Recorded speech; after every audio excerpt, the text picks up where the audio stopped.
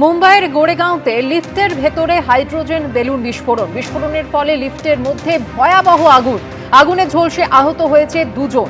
CCTV ফুটেজে ধরা পড়েছে ভয়াবহ সেই অগ্নিকাণ্ডের ছবি। গোরেগাঁও পশ্চিমের আনমোল টাওয়ারে ঘটেছে এই দুর্ঘটনা। লিফটে ওঠার সময় বেলুন বিস্ফোরণ ঘটে। আগুন দেখে সঙ্গে সঙ্গে বেরিয়ে আসেন লিফটে থাকা তিনজন। ইতিমধ্যে এই ঘটনায় মামলা রুজু করে তদন্ত শুরু করেছে মুম্বাই পুলিশ। এসআইআর নিয়ে এদিন সুপ্রিম কোর্টে সওয়াল করতে গিয়ে মাইক্রো অবজারভার নিয়ে সুর চড়ান মমতা বন্দ্যোপাধ্যায়। বলেন বিজেপি শাসিত রাজ্য থেকে রোল অবজারভার নিয়োগ করেছে। পাল্টা কমিশনের আইনজীবী বলেন রাজ্য সরকার অফিসার দেয়নি বলেই ভিন রাজ্য থেকে নিয়োগ করা হয়েছে। শেষ অবধি সোমবারের মধ্যে গ্রুপ বি অফিসারদের তালিকা রাজ্য সরকারকে দিতে নির্দেশ দিয়েছে সুপ্রিম কোর্ট। নামে মাইক্রো, কিন্তু এসআইআর আবহে সেই মাইক্রোই হয়ে উঠেছে বিরাট টানাপোড়েনের বিষয়। বুধবার যার জল গড়ালো সুপ্রিম কোর্ট অব্দি। শেষ অব্দি রাজ্য সরকার পর্যাপ্ত অফিসার দিচ্ছে না। নির্বাচন কমিশনের এই অভিযোগের প্রেক্ষিতে সোমবারের মধ্যে বাংলা ভাষা জানেন, পদবি জানেন এমন অফিসারদের তালিকা দিতে নবান্নকে নির্দেশ দিল সর্বোচ্চ আদালত। বুধবার সুপ্রিম কোর্টের প্রধান বিচারপতি সূর্যকান্ত, বিচারপতি জয়মাল্য বাগচি এবং বিচারপতি বিপুল এম পাঞ্চলির বেঞ্চে সওয়াল করতে গিয়ে মাইক্রো অবজারভার নিয়ে সুর চড়ান মমতা বন্দ্যোপাধ্যায়। তিনি বলেন শুধু ৮৩০০ মাইক্রো অবজারভার এবং বিজেপি শাসিত রাজ্য থেকে রোল অবজারভার নিয়োগ করেছে, যাতে নির্বাচন কমিশনের অফিসে বসে এআই দিয়ে মাইক্রো অবজারভাররা সব নাম ডিলিট করতে পারে। আগে ৫৮ লক্ষ নাম ডিলিট করেছে। এরপর নির্বাচন কমিশনকে হোয়াটসঅ্যাপ কমিশন বলে কটাক্ষ করে মমতা বন্দ্যোপাধ্যায় ফের বলেন হোয়াটসঅ্যাপ কমিশন বলছে আর শুধু মাইক্রো অবজারভাররা নাম ডিলিট করছে। माइक्रो ऑब्जर्वर जो उसको दिया है 8100 वो उसको बाहर से लेके आया है। कोई इस टाइप का माइक्रो ऑब्जर्वर कभी कोई स्टेट में अपॉइंटमेंट नहीं किया है। एंड माइक्रो ऑब्जर्वर वो लोग एसडीएम लेवल का नहीं है, बीजेपी स्टेट है, उधर का ऑफिसर को लेकर इधर के ले आया माइक्रो ऑब्जर्वर के लिए। और डिसीजन जिसको लेना है आइन का मुताबिक वो ईआरओ और डीईओ उसको नहीं, जो माइक्रो ऑब्जर्वर जो बोलता है उस डिसीजन फाइनल हो जाता है। মুখ্যমন্ত্রীর অভিযোগের পাল্টা নির্বাচন কমিশনের আইনজীবী রাকেশ দ্বিবেদী বলেন দোষটা রাজ্য সরকারেরই। তারা আমাদের ইআরওর জন্য ক্লাস 2 অফিসার দেয়নি, সেই কারণেই মাইক্রো অবজারভারদের আইন মেনে নিয়োগ করা হয়েছে। একথা শুনেই মমতা বন্দ্যোপাধ্যায় বলেন এরকম কোনো নিয়ম নেই। কমিশনের আইনজীবী তখন ফের বলেন রাজ্য সরকার যখন সহযোগিতা করছে না তখন অবজারভার নিয়োগ করা ছাড়া আর কোনো উপায় নেই। তখন মমতা বন্দ্যোপাধ্যায় বলেন বিরোধী পক্ষের আইনজীবী যেটা বললেন সেটা সঠিক নয়। আমাদের যা ক্ষমতা আমরা সব দিয়েছি, সব সহযোগিতা করেছি। इलेक्शन कमीशन ने जब क्लास 2 अफसर स्टेट गवर्नमेंट से मांगा तो आपने क्लास 2 अफसर क्यों नहीं दिया?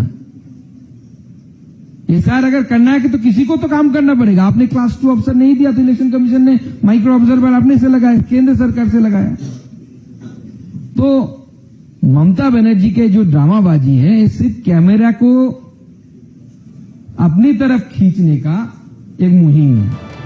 দুপক্ষের সওয়াল শুনে সুপ্রিম কোর্টের প্রধান বিচারপতি সূর্যকান্ত রাজ্য সরকারের উদ্দেশ্যে বলেন সোমবার আপনারা তালিকা দেবেন কোন গ্রুপ বি অফিসারদের নির্বাচন কমিশনের জন্য ছাড়তে পারবেন।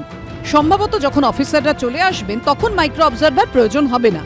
বিজেন্দ্র সিংহ ও সৌভিক মজুমদারের রিপোর্ট, এবিপি আনন্দ। সুপ্রিম কোর্টে একেবারে সামনের সারিতে আইনজীবীদের পাশে দাঁড়িয়ে এসআইআর নিয়ে নিজের অভিযোগ জানালেন মুখ্যমন্ত্রী। বললেন নির্বাচন কমিশন সুপ্রিম কোর্টের নির্দেশ মানছে না। নির্বাচন কমিশনকে 6টা চিঠি লিখেছি কিন্তু কোনো উত্তর পাইনি। মুখ্যমন্ত্রীর সওয়াল নিয়ে পাল্টা আক্রমণ শানিয়েছে বিজেপি। গণতন্ত্র বাঁচান, মানুষের অধিকার রক্ষা করুন।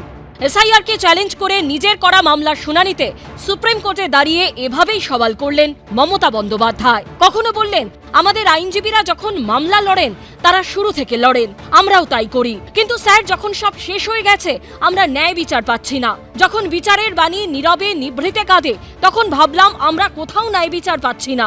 আমি বারবার বিস্তারিত জানিয়ে নির্বাচন কমিশনকে 6টা চিঠি লিখেছি কিন্তু কোনো উত্তর পাইনি। কখনো অভিযোগ করলেন নির্বাচন কমিশন সুপ্রিম কোর্টের নির্দেশ মানছে না।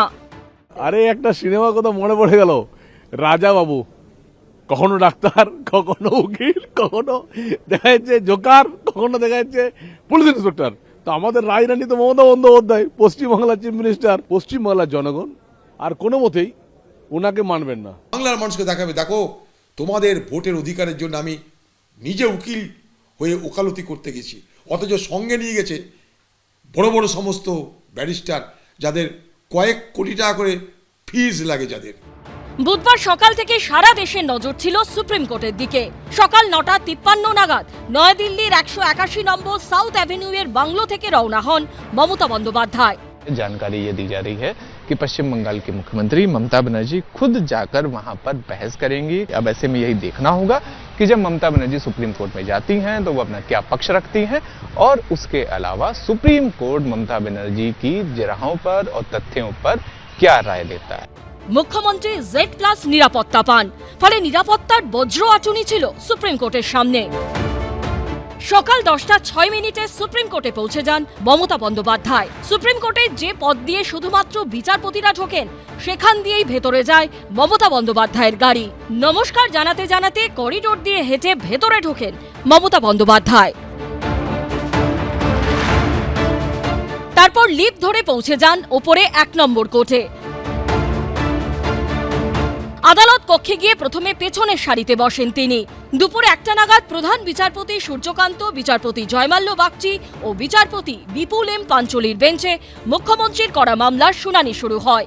প্রধান বিচারপতির অনুমতিতে একেবারে সামনের সারিতে এসে আইনজীবীদের পাশে দাঁড়িয়ে এসআইআর নিয়ে নিজের অভিযোগ জানান মুখ্যমন্ত্রী। ममता बनर्जी जी पहुंची हैं। उन्होंने जो काला कोट पहना है भारतीय जनता पार्टी की काली करतूत के खिलाफ, और जनता को इसी तरह सामने आना पड़ेगा। ये व्यक्तिगत अधिकार की बात है, मत का छिन्ना आपका हक का छिन्ना। আমার মনে হয় ইলেকশনের পরে ওনাকে ওই কাজই করতে হবে, যেটাই প্র্যাকটিস শুরু করেছেন। সুপ্রিম কোর্টে গিয়ে মমতা বন্দ্যোপাধ্যায় সওয়াল করায় মুখ্যমন্ত্রীকে ধন্যবাদ জানিয়ে ব্যান্ড বাজিয়ে কোচবিহারে মিষ্টি বিলি করে তৃণমূল। শুভেন্দু ভট্টাচার্য, রঞ্জিত হালদার ও পার্থপ্রতিম ঘোষের রিপোর্ট, এবিপি আনন্দ। বুধবার এসআইআর মামলায় সুপ্রিম কোর্টে দাঁড়িয়ে সওয়াল করেছেন মমতা বন্দ্যোপাধ্যায়।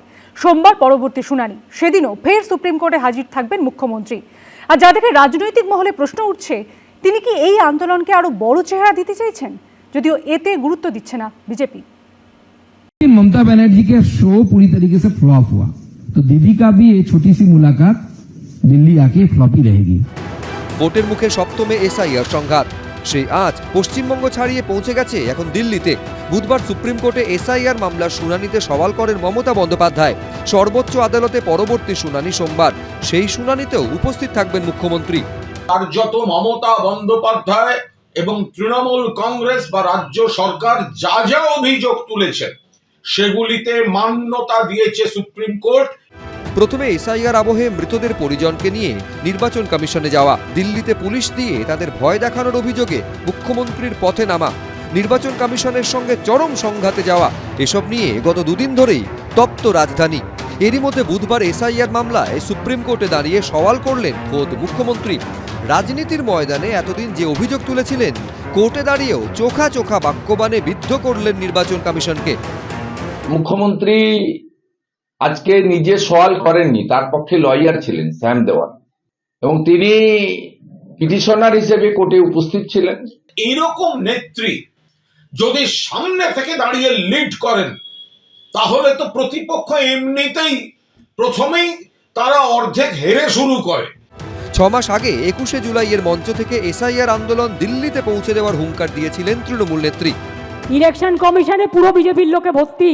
বাংলায় যদি লোককে অ্যারেস্ট করা হয় বাংলা ভাষা বলবার জন্য, তাহলে জেনে রাখবেন এ লড়াই দিল্লি পর্যন্ত যাবে, আর আমি কিন্তু ছেড়ে দেবার লোক নই। এরপর বুধবার এসআইআর মামলায় সুপ্রিম কোর্টে দাঁড়িয়ে সওয়াল করলেন তিনি। আর আইনি লড়াই চালিয়ে যাওয়ার ইঙ্গিত দিয়ে সোমবারও ফের সুপ্রিম কোর্টে উপস্থিত হবেন তিনি। শিবাশিস মৌলিক, কৃষ্ণেন্দু অধিকারী, এবিপি আনন্দ। এবিপি আনন্দ, এগিয়ে থাকে, এগিয়ে রাখে।